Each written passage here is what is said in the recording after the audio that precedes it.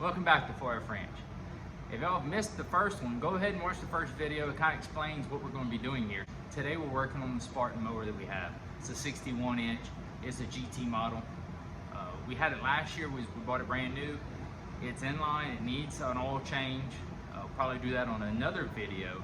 And then today what our main goal is to sharpen the blades. So we're going to jack it up, take the blades off, sharpen the blades with one of the little tools I have, and see if it works. If it doesn't work, we'll go to the traditional route with a grinder and grind it sharp again. We're noticing when we're cutting our bahia, our yard is pretty thick bahia, that it's ripping it more than it's cutting it. So stay tuned. That's what we're doing today. And while we're doing that, we're going to be discussing some of the things that are happening in Southwest Louisiana as far as farming goes. Right now, rice is being cut. It's just started. It's July 19th, 2021. And we've had a few farmers start cutting. The rest are waiting their rice to get ready and head out. But stay tuned. I'm going to start jacking this thing up and getting ready to take the blades off.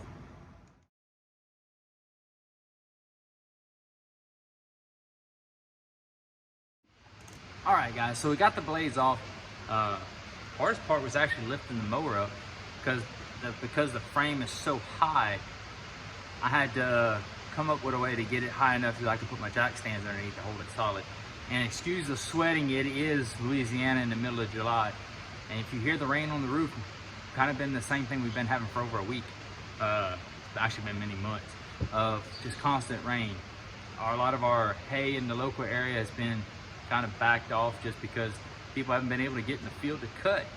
So we're going to look for or hopefully not to have a cold winter, because hay is going to be sparse. All right, guys, so if you noticed, in Spartan blades, these are the factory blades. Like I said, I only had the mower a year, less than that, but we do have a little bit of wear, as well as we have some chipping, and that is more than likely our cause of our issue. So what we're going to use is this little thing you can buy, I think at most of like Tractor Supply and other places, a little grinding stone with a guide to kind of keep you straight, keep that 15-degree angle. So we're going to try it and put you on time lapse again, and if it doesn't work out, we're switching to the grinder. Make it fast, make it simple. Watch.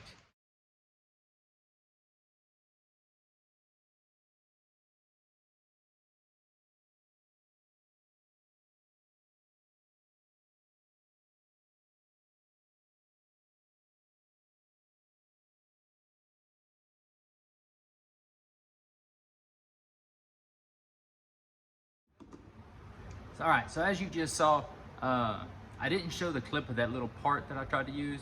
That is best used with an air tool to get the higher RPMs to use it. I didn't like the way it was coming out, so I didn't even include the clip of it actually doing. So we just went straight to the grinder with flap wheel. It did a really good job. I was trying to get it sharp. You don't need it too sharp. You get it too sharp of an edge, or what you'll actually do is you'll end up making it more fragile.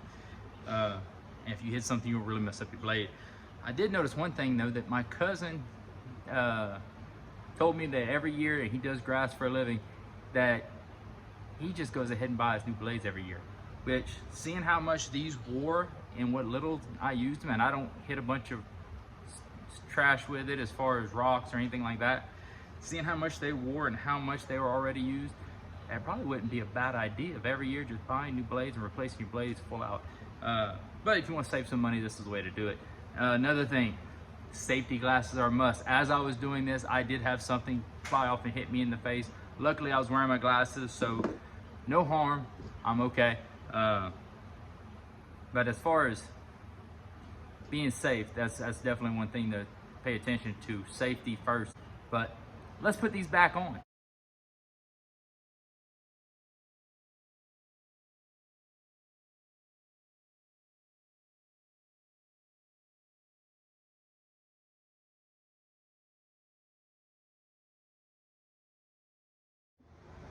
All right, that concludes what we're doing with the lawnmower today.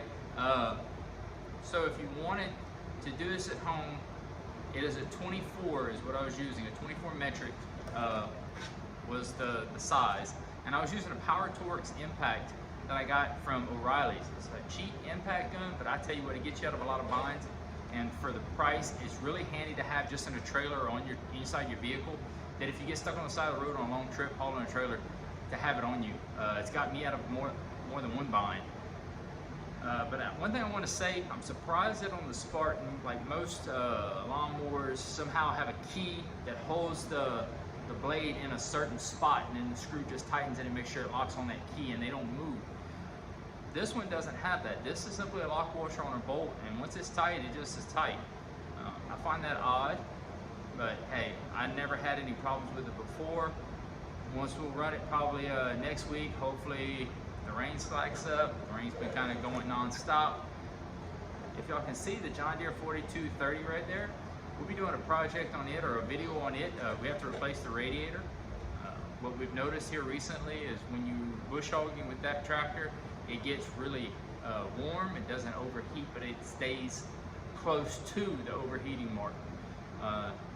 The water pump seems to be pumping. Sometimes it seems like it wants to collapse the water hose that runs from the bottom of the radiator, so it means the water pump is sucking whenever the thermostats open up. It's got new thermostats. We just put those on. Somebody, previous owner, had taken them out. There's 2 on that individual tractor.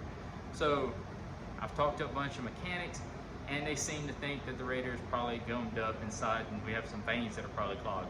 Which, more than likely, they're probably right, because I tried to flush it, and it flushed about 4 or 5 times, and I was still getting crud out of it, as well as I was still getting yellow or discolored or orange water out of it after I'd run it and try to cycle it. So that'll be another project for later on. We hopefully have another tractor coming to the farm that we have to go get from a location. We're waiting permission to find out how the landowner wants to handle that, how he wants us to go out there and pick it up. But that'll be a project, that'll be getting it started after not running for like 20 or 25 years. I'll maybe try to get a better idea of when he parked it. I know it's been next to my parents for a very long time.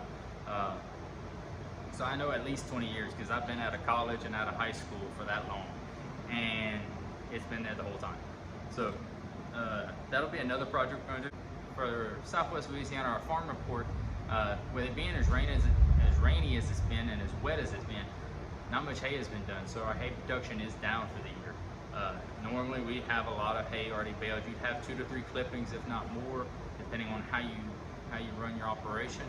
As far as rice goes, like I said, we've had people start cutting within the last week or so, and that's kind of behind. Normally by the beginning of July 4th, we have people in the fields cutting rice.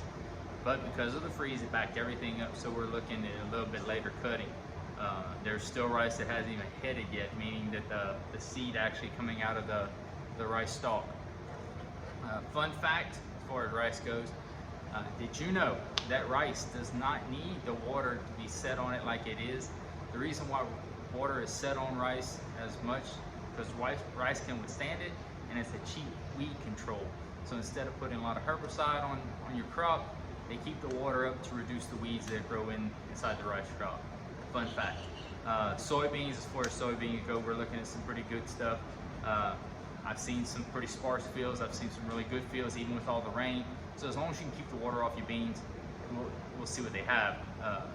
But that'll be a very late crop, because like I said, everybody was already late getting their rice in. So I think that's it for today. Y'all come back and see us at 4F Ranch. So remember guys, like, share, subscribe. Bye guys. See you next time.